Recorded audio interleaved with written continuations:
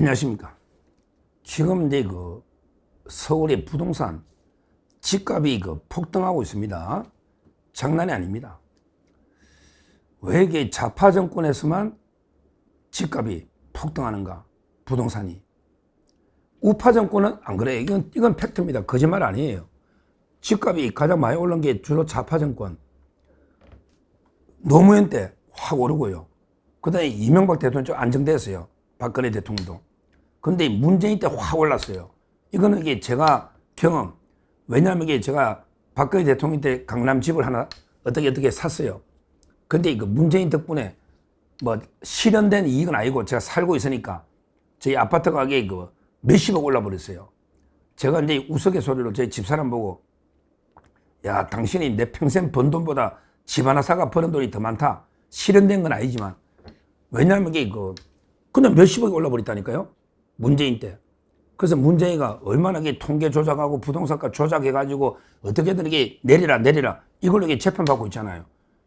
문재인이가 부동산 대책을 29번 다 쳤잖아. 그러면서 이 통계를 조작해가지고 부동산 안 오른 것처럼 이런 짓을 했지 않습니까? 그 다음에 지금 이재명 좌파 정권이 들었었잖아요.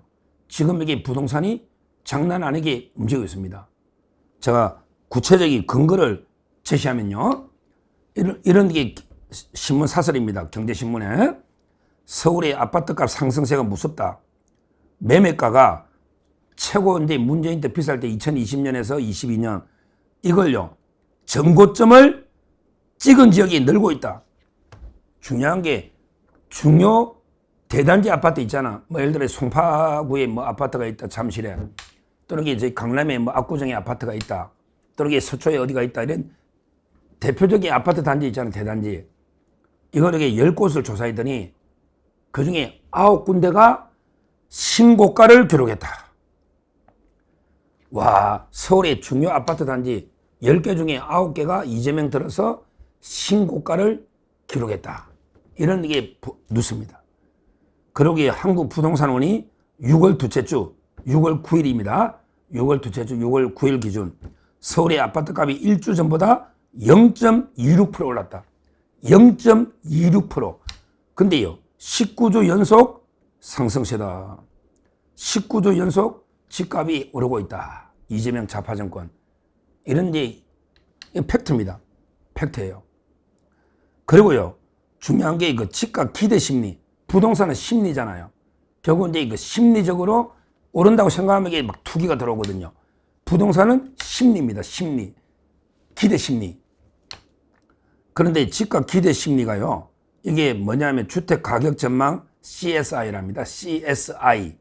주택 가격 전망 CSI. 이게 기대 심리인데요. 요게 2월 달에 기대 심리가 이제 99였어요.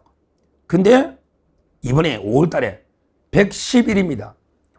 와, 집값이 99에서 기대 심리가 안 오른다 이거지. 근데 110일까지 치솟았다. 이 말은 국민들이 집값이 앞으로 엄청 뛸 거다. 이렇게 예측한다는 거예요. 그러니까 그게 난리 났다. 이제 영혼까지 끌어모아서 빨리 아파트 하나 사야 된다. 와, 이게 막차 타면 큰일 난다. 이런 게 광풍이 불고 있는 거예요. 이거는 이제 영끌이랍니다. 영혼까지 끌어모아서 투자하자.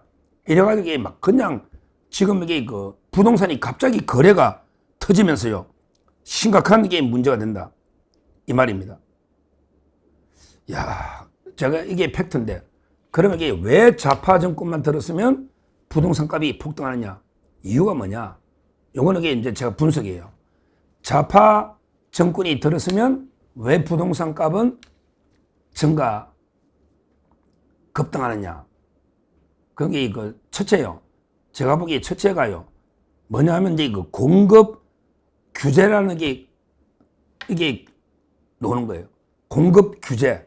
실제 떠나서 우리가 일반적으로 볼 때 심리니까 부동산은 야, 좌파가 들었으면 이게 규제가 심하잖아요. 따라서 이게 뭐 재건축, 재개발부터 이게 신축 모든 이게 규제가 들었으면 공급이 대폭 줄어들 거다. 이렇게 보통 생각하고 이게 또 맞아요. 실제요. 좌파 정권은 이게 진짜 규제가 많아요. 나라에서. 그러면 이게 공급이 줄 거다. 공급이 줄 거라고 생각하면 집값은 뛰는 거잖아요. 이게 저는 큰 이유다. 이것도 이게 저는 팩트라 봅니다. 우리 옛날에 노태우 대통령 때 막 200만 원 공급부터 이명박 그때 뉴타운부터 쭉 이게 우파는요. 우파는 이게 시장에 맡기니까 공급이 는단 말이에요. 근데 좌파들은 규제를 해.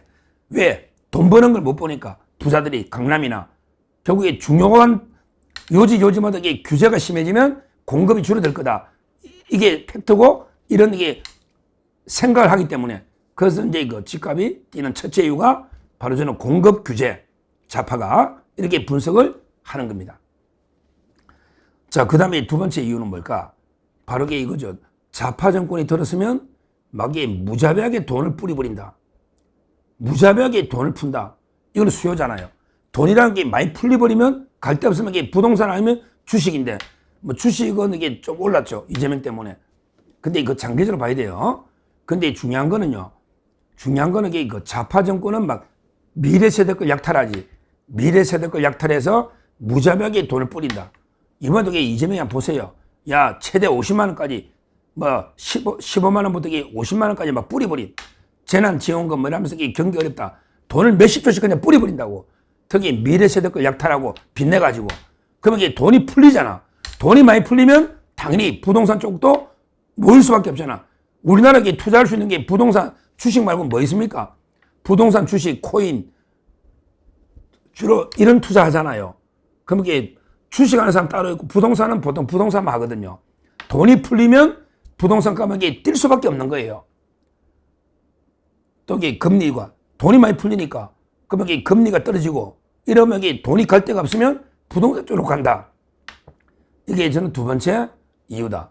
이렇게 경제적으로 왜 공급과 수요니까 이렇게 분석을 하고요. 그 다음에 세 번째가 제가 이게 좀 독특한 제만의 주장인데요.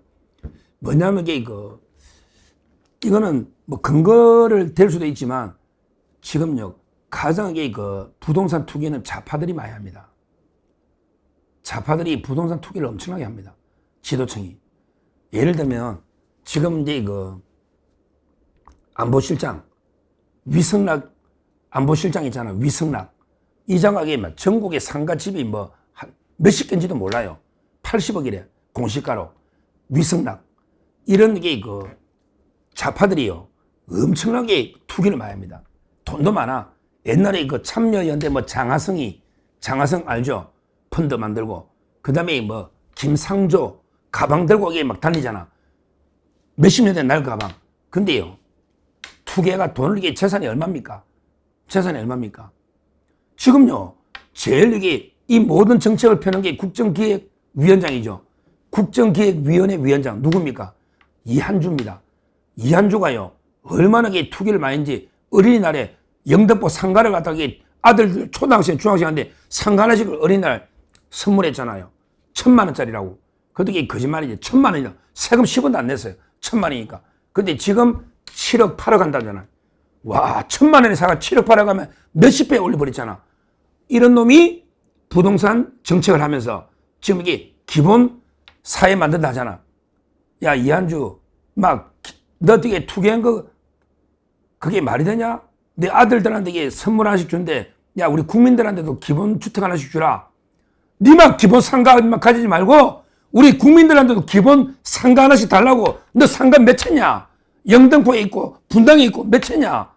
이런 투기꾼이 국정기획위원회 위원장이가 돈을 푸는 정책부터 모든 정책을 펴니 자기들이 볼 때는 이게 자기들이 투자해놔니까 그러니까 돈을 풀어서 집값이 올라야 나도 한몫 잡잖아. 그러니까 정책을 그렇게 펴는 거예요. 전부 이게 정책 결정을 가지고 있는 좌파들이 다 투기꾼들이야. 제가 몇 명 예를 들었잖아요. 그러니까 자기들이 딱 부동산 사놓고 집값 올리는 정책을 펴는 거예요. 돈을 막 풀고 공급을 막고 이런 짓을 하고 있는 겁니다. 이 분석이 틀리냐고요. 저 이한주만 보면 알잖아요. 이한주. 이놈이 제일 심각한 문제입니다. 어제 이재명이가 비행기 타고 가면서 뭐랬냐. 아이고 이한주는요 자원봉사입니다. 그러니까 투기해도 괜찮습니다. 자원봉사입니다. 말도 안 되는 게 이한주가 지금 자원봉사하고 있습니까? 국정기획위원회가 얼마나 중요한 조직입니까? 인수위원장입니다. 근데 자원봉사하고 있습니다. 이런 게 말도 안 되는 떠들고요. 근데 옛날에 웃기는 게 이한주가 2022년에 그 캠프에 정책본부장 할 때는 사표냈거든요. 이한조가 이재명 캠프에 정책본부장 했잖아요. 2022년에. 그때는 부동산 투기 문제 생기니까 사표냈다고. 근데 이번에 인수위원장 사표 안 내잖아요. 얼마나 이게 국민을 오만 우습게 봅니까? 그때는 이게 그 투표 대선 앞두고 있으니까 윤석열 대통령하고. 그러니까 이제 국민 눈치를 봐가지고 사퇴했는데, 야, 이제 내 대통령 됐다. 내가 국민 눈치 볼 필요 뭐 있냐. 이래가지고 지금도 국정기획위원회 위원장을 하고 말도 안 되는 게 기본 시리즈를 또 이게 또 하고 있는 거예요. 그러니까 제 말에 그 좌파들이 오히려 부동산 투기가 얼마나 많습니까? 그러니까 이제 그 부동산가 오른쪽으로 정책을 펴는 거예요. 자기들이 다 투기해라니까.